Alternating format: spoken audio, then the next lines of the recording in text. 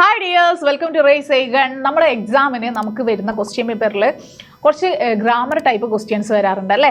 അപ്പോൾ വലിയ മാർക്കിനൊന്നല്ല, ഒരു മാർക്കിനൊക്കെ ആണെങ്കിൽ പോലും ഇങ്ങനെ വരുന്ന പല ടൈപ്പ് ഓഫ് ക്വസ്റ്റ്യൻസ് ഉണ്ട്. അതാണ് ഇപ്പോൾ നമ്മൾ ഈ വീഡിയോയിൽ ചെയ്ത് നോക്കുന്നത്. അതിലൊന്നാണ് വിശേഷൻ. അപ്പോൾ കവിതയിൽ നിന്നോ അല്ലാത്ത ചാപ്റ്ററിൽ നിന്നൊക്കെ നമുക്ക് വിശേഷൻ പദങ്ങൾ ചോദിക്കാറുണ്ട്. ഇപ്പോൾ ഇവിടെ അക്കേലി ആവാസ് എന്നതിൽ ഏതാണ് വിശേഷൻ പദ് എന്ന് ചോദിച്ചാൽ നിങ്ങൾക്ക് എല്ലാവർക്കും അറിയാം അക്കേലി അല്ലേ. അപ്പോൾ നമുക്കറിയാം ഒരു വാക്കിനെ വിശേഷിപ്പിക്കാൻ വേണ്ടിയിട്ട് നൽകുന്ന ഒരു വേർഡാണ്. ഇപ്പോൾ ഇവിടെ ആവാസ് എന്ന് നമുക്കറിയാം ശബ്ദമാണ് അല്ലേ, ഒറ്റപ്പെട്ട ശബ്ദം എന്ന് അവിടെ ശബ്ദം എന്ന വാക്കിനെ ഒന്നുകൂടെ വിശേഷിപ്പിച്ചു അക്കേലി എന്ന വാക്കുകൊണ്ട്. അപ്പോൾ അവിടെ നമ്മളത് വിശേഷണാണെന്ന് എടുത്തെഴുതി. ഇനി ചോട്ടാ ശബ്ദ് എന്നതിലെ വിശേഷണാണ് ചോട്ട. അപ്പോൾ ഇവിടെ ഇങ്ങനെ അല്ലാതെയും പലപ്പോഴും വിശേഷണ ശബ്ദം ചോദിക്കും. ഇപ്പോൾ ഉദാഹരണത്തിന് ഒരു പാരഗ്രാഫ് നമുക്കൊരു ചാപ്റ്ററിലുള്ള ഭാഗം തരും, അതിന് താഴെ 4 വേർഡ്സ് തന്നിട്ട് ഇതിൽ ഏതാണ് വിശേഷൻ എന്ന് ചോദിക്കാറുണ്ട്. അങ്ങനെ ചോദിക്കുമ്പോൾ നിങ്ങൾ ആ പാരഗ്രാഫ് നന്നായി വായിച്ചു നോക്കുക, അതിൻ്റെ അർത്ഥം മനസ്സിലാക്കുക. എന്നിട്ട് ഇതുപോലെ നിങ്ങൾ വായിച്ചു നോക്കുക, അക്കേലി ആവാസ് ഇതുപോലെയൊക്കെയുള്ള ആ വാക്കുകൾ നോട്ട് ചെയ്യുക. എന്നിട്ട് അതിൽ നിന്ന് കറക്റ്റായിട്ടുള്ള വിശേഷണം എടുത്ത് എഴുതുക. ഇനി സഹി വാക്യ ചുൻകർ ലിഖേ, മറ്റൊരു ചോദ്യമാണ്. ശരിയായ വാക്യം തിരഞ്ഞെടുത്ത് എഴുതാം.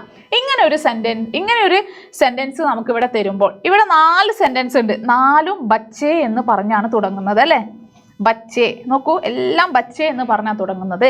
അപ്പോൾ ഇതിൽ ശരിയായതിനെ നമ്മൾ തിരഞ്ഞെടുക്കണം. എന്തുകൊണ്ട്, എന്താണ് ഇവിടെ ഉദ്ദേശിക്കുന്നതെന്ന് അറിയാമോ? ഇവിടെ നമുക്ക് ഒരുപാട് കാര്യങ്ങൾ ശ്രദ്ധിക്കേണ്ടതുണ്ട്. ഒന്ന്, ഇവിടെ ഇപ്പം നോക്കൂ, ഇവിടെ കോമൺ ആയിട്ട് വരുന്ന എല്ലാ കാര്യങ്ങളെയും നമുക്കൊന്നിങ്ങനെ മാർക്ക് ചെയ്യാം കേട്ടോ. അപ്പോൾ ഇവിടെ ബച്ചേ ബീർ ബഹൂട്ടിയാം എന്നുള്ളത് കോമൺ ആയിട്ട് ഒരുപോലെ തന്നെ വരുന്നു. പിന്നീട് മാറ്റം വരുന്നത് എവിടെയാണ്? കോജിന ലഗ, കോജിനെ ലഗേ, കോജിനി ലഗി, കോജിനെ ലഗി. അപ്പോൾ ഇതിനെ നമ്മൾ മനസ്സിലാക്കേണ്ടത്, ഒന്ന് ബച്ചേ എന്ന് പറഞ്ഞാൽ ബഹുവചനമാണ്. എന്താണ്? ബഹുവചനമാണ്. അപ്പോൾ ഇവിടെ മനസ്സിലാക്കണം, സ്ത്രീലിംഗമല്ല അല്ലേ. അപ്പോൾ ഇത് രണ്ടും നമ്മൾ ഒഴിവാക്കി. ഇനി ഇതിൽ വരുന്നത് കോമൺ ആയിട്ട് വരേണ്ടത് എന്ന് വെച്ചാൽ ഇവിടെ ലഗ് വന്നത് കണ്ടോ.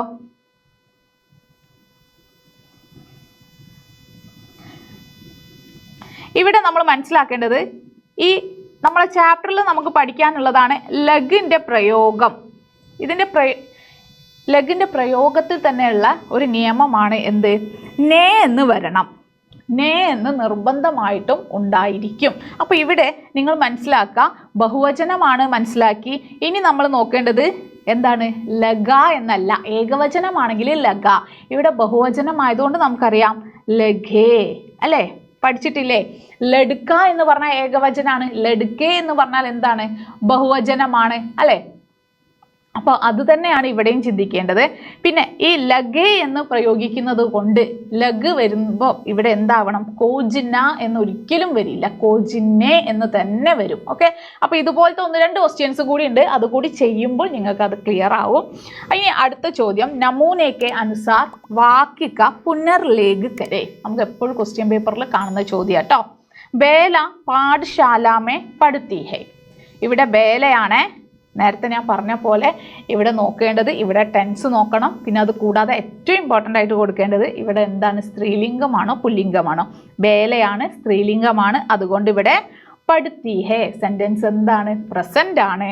ഇനി അടുത്ത് എങ്ങനെയാണ് എഴുതേണ്ടത്? ബേല പാഠശാലാമേ പഠേഗി അല്ലേ. അതെന്താണ്? അത് ഫ്യൂച്ചറാണ്. അപ്പോൾ പഠേഗി എന്താ? പഠിക്കും എന്നാണ് പറയുന്നത്. പാഠശാലയിൽ പഠിക്കും. അതേ മാതൃകയിൽ വേണം നമ്മൾ അടുത്ത സെൻറ്റൻസ് മാറ്റി എഴുതാൻ. ഇവിടെ സാഹിലാണ്, എന്താണ്? പുല്ലിംഗമാണ്.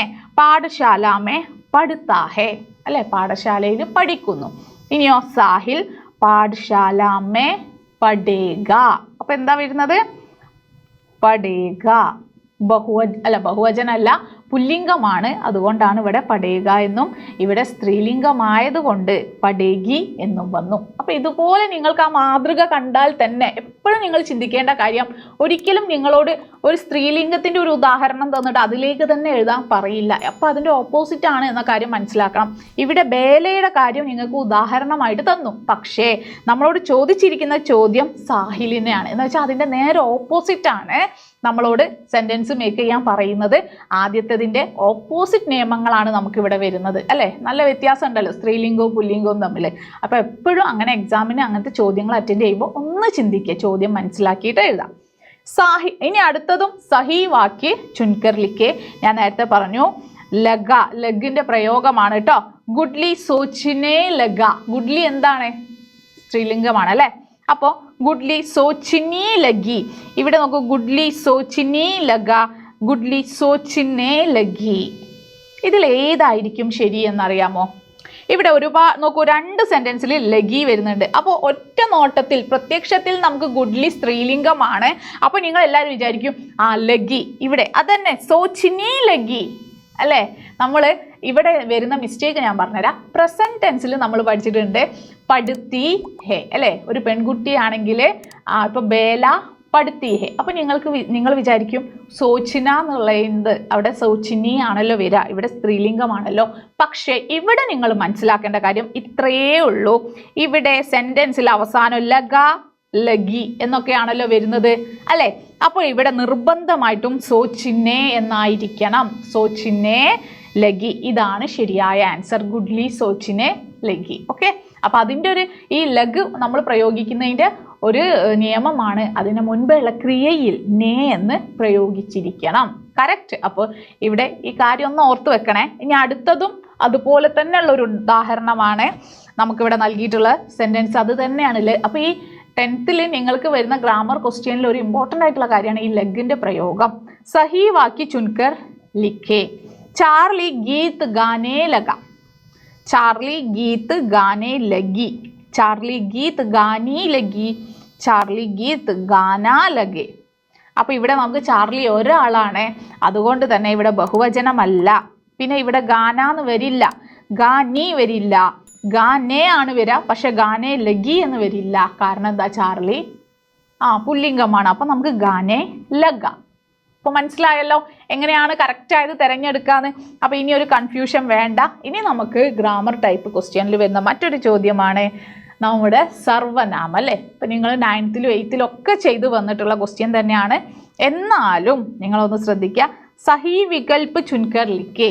അപ്പോൾ ഇവിടെ എല്ലാത്തിലും ഉസ്കെ എന്നാണ്. അപ്പോൾ നിങ്ങൾ ചിന്തിക്കേണ്ടത് ഉസ്കേയിലുള്ള സർവനാമം ഏതാണ് എന്നാണ്. ഉസ്കേയിലുള്ള സർവനാമം ഏതാണ്? വഹ് ആണ്. അപ്പോൾ വഹ് പ്ലസ് കെ ആണ് ഉസ്കെ. നോക്കൂ, വേ പ്ലസ് ആണെങ്കിൽ ഉൻ എന്നാണ് വരിക, ഏ ആണെങ്കിൽ ഇൻ എന്നാണ് വരിക.